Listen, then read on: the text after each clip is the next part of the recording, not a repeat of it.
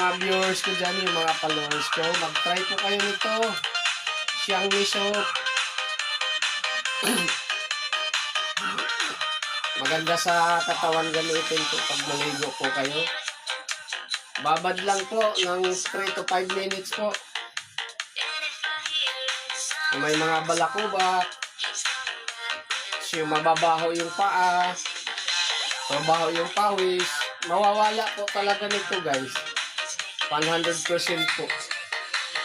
Kaya ako dati, maano yung pawis ko eh. Yung nagamit na po ako nitong Xiangmi soap.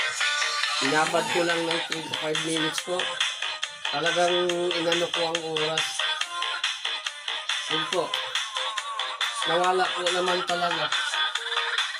Kaya, totoo po yung sinabi ni Xiangmi nga, gamot po sa lahat.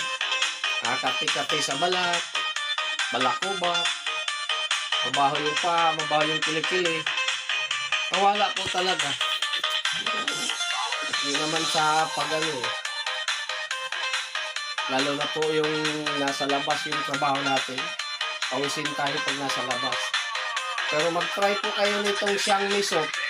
Eh pawisin po kayo, hindi na po kayo makaramdam na ano yung pawis po. Organic, pure organic po kasi siya. Mag-try po kayo, promise po. Ang kape yun.